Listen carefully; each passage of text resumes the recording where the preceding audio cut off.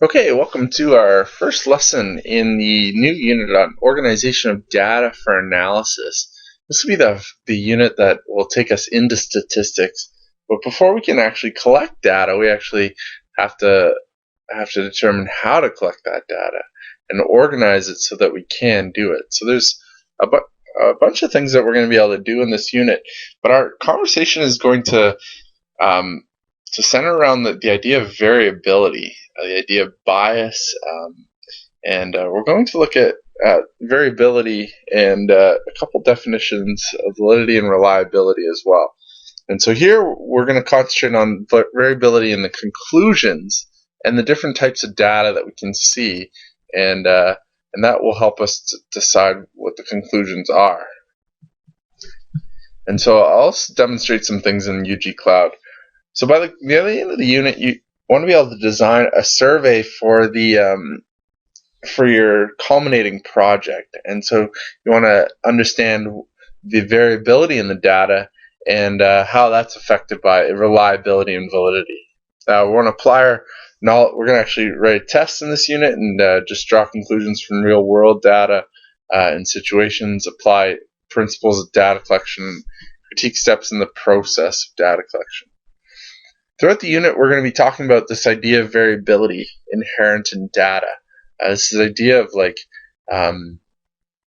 the extent to which different conclusions can be drawn, or data can just be different. So in collection of data, we can see how different two sets of data are collected.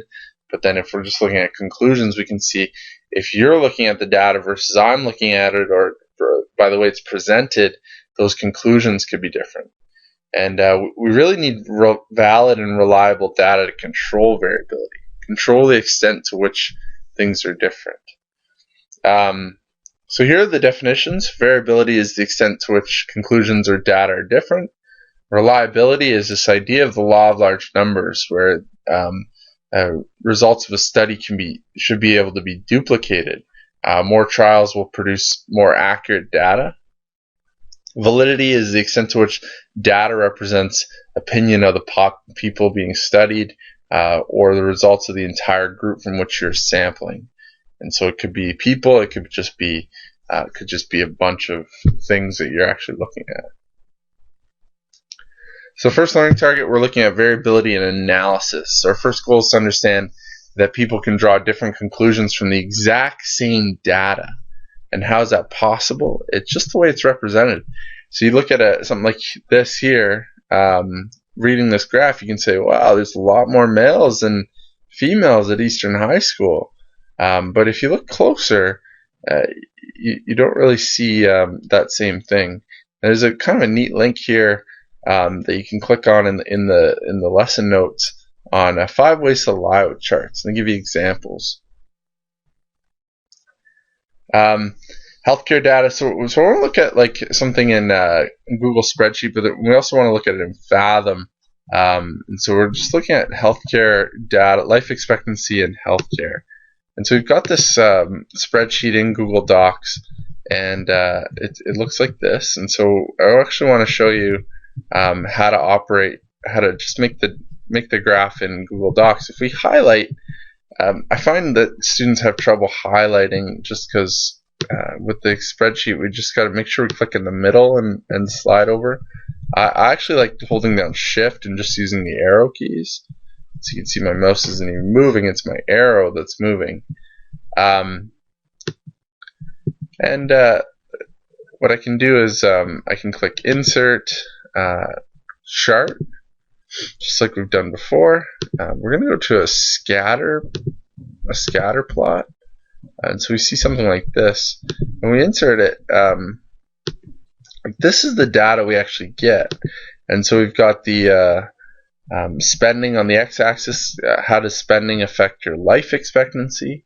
We could also look at this the other way around. How does life expectancy affect spending?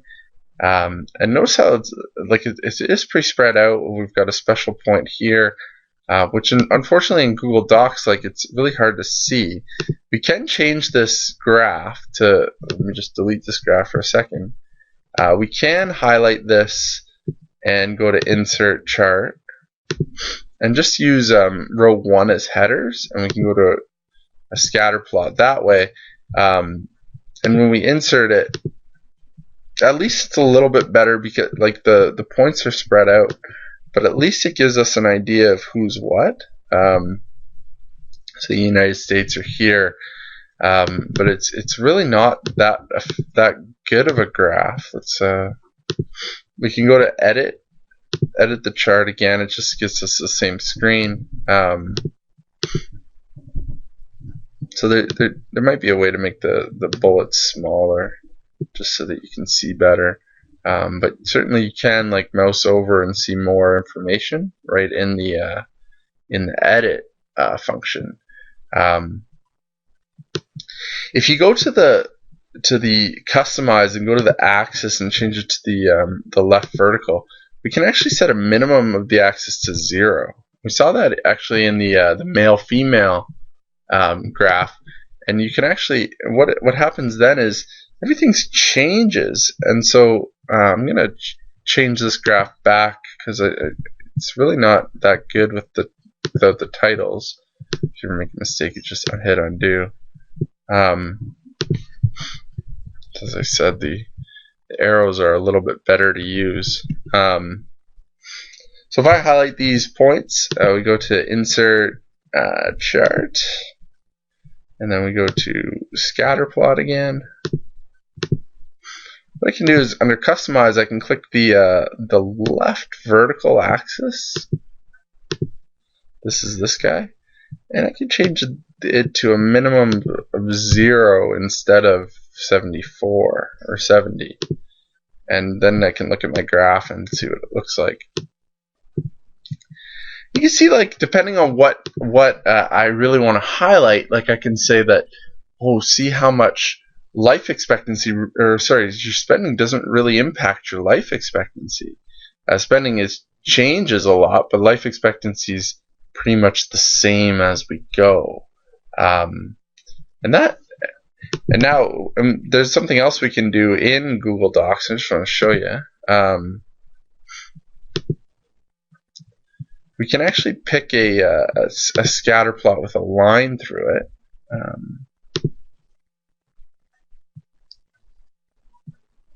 Where's the trend?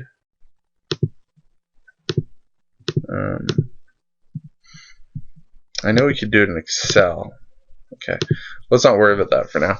I want to show you something else, like that a program that we're going to use is called Fathom, and it's really helpful. So if I just download the healthcare data in the UG Cloud web folder,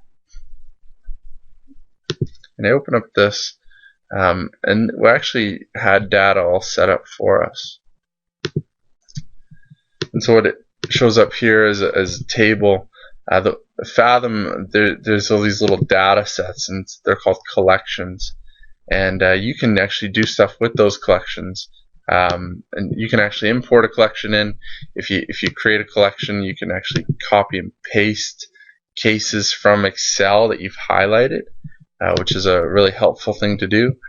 Or you can click on, and you can also click on the collection when it's in and bring in a table, just drag and drop. You have to be clicked on it to actually drag and drop.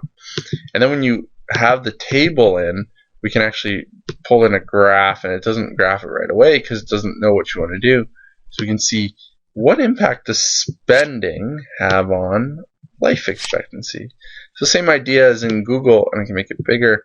You've got this idea that is spread out, really, right? Like depending on your spending, you can say your life expectancy goes up.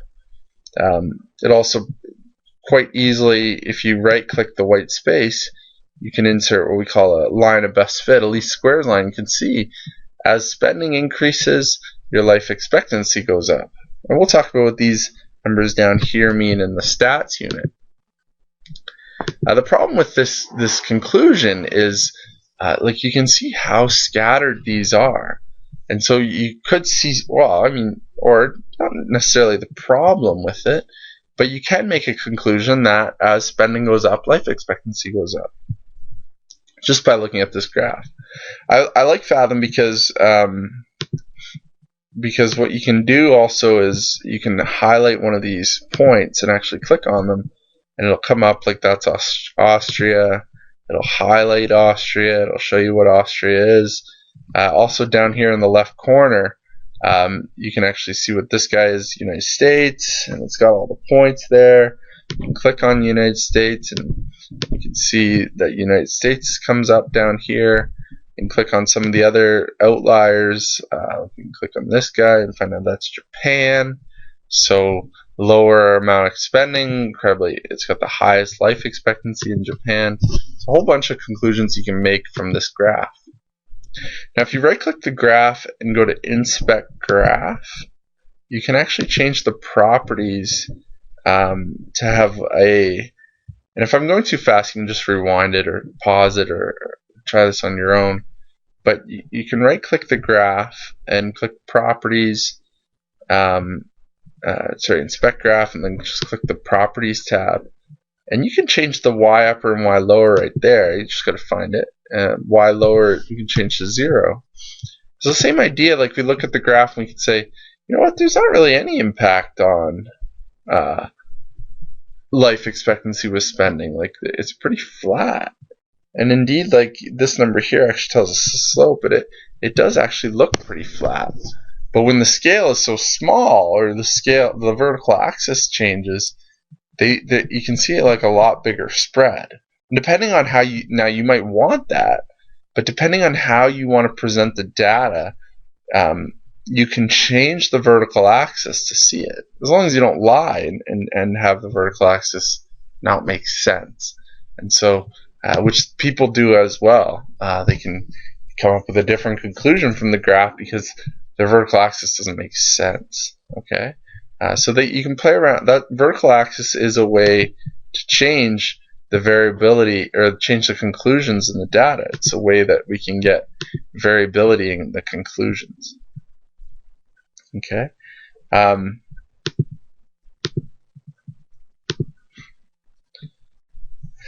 So you can look at page 200 for some other questions. The y-axis scale has a tremendous role in the conclusions that we can draw from the data.